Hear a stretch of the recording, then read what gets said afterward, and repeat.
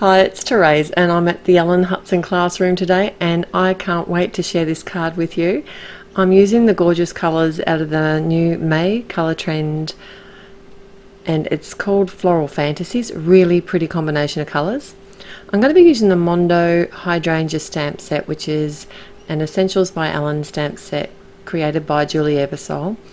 As one of the images in the inspiration had all these beautiful little, they were almost like these little glass flowers, and they were surrounded by wire, and that's where I got my inspiration from.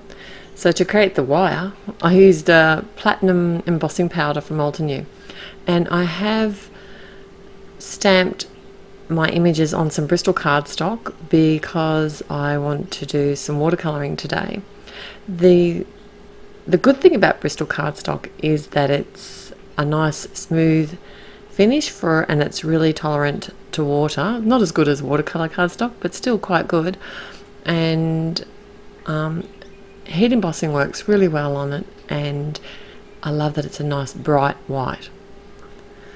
So I'm stamping out all my images. I'm using Versamark ink, and you might notice that my ink pad is quite dirty, but that doesn't affect it at all, especially because I'm using a dark embossing powder. You won't see it through there at all. This platinum embossing powder from Altenew is really beautiful. It's kind of almost it's almost like a dull gold. That doesn't sound beautiful at all but it is.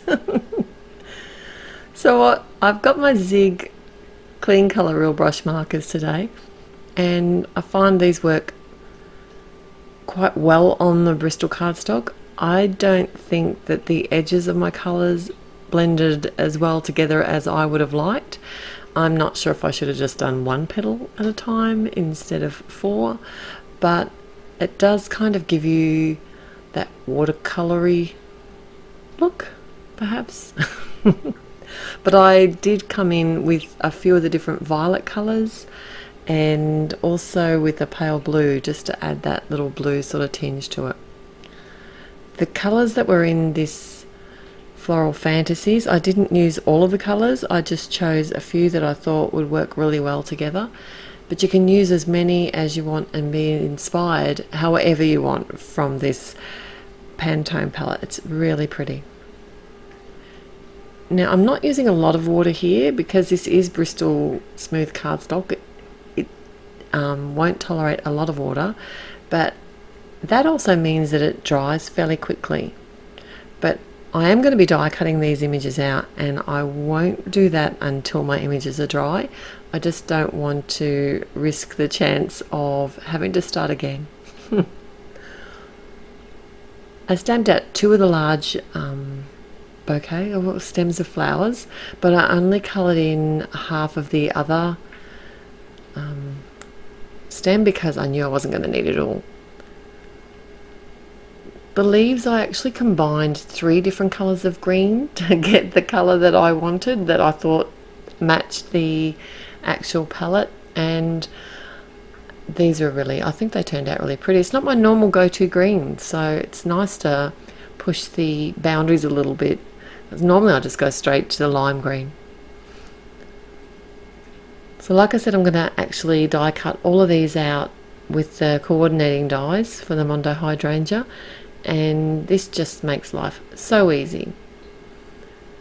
I hold it in place with some low tack, this is a painter's tape, and then I can just run it through my die cutting machine. I've got a Big Shot, and that just cuts it out beautifully. Just leaves a really small white border around the edge.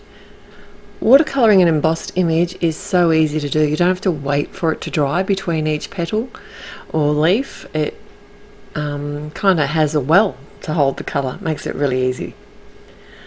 Alright, I've got a top fold card and I'm adding a pale grey card front to it. This is a taffy cardstock, and I'm just using my ATG gun to do that. And I don't know if you can see it there, but I had some random ink on my desk and it ended up on the card front, but that's okay, I'll cover it up along the way.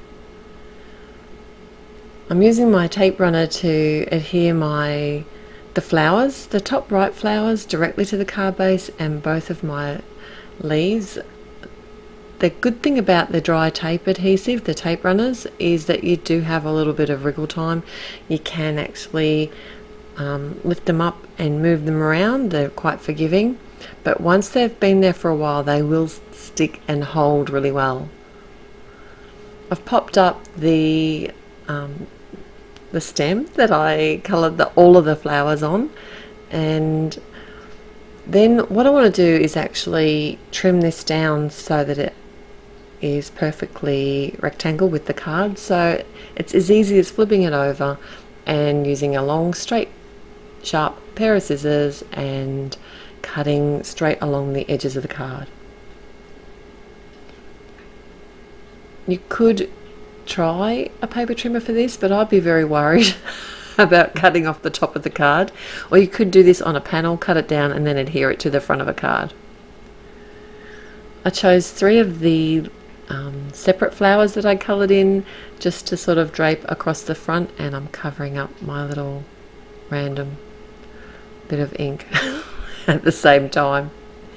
And then all that's left to do is add a sentiment.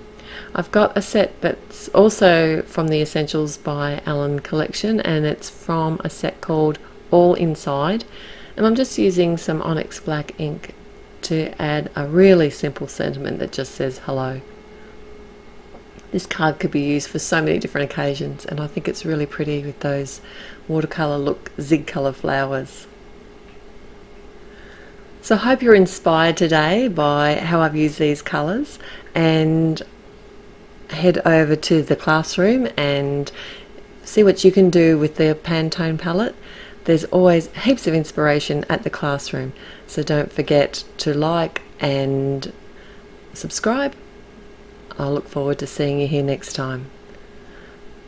Till then, have a great day. Bye.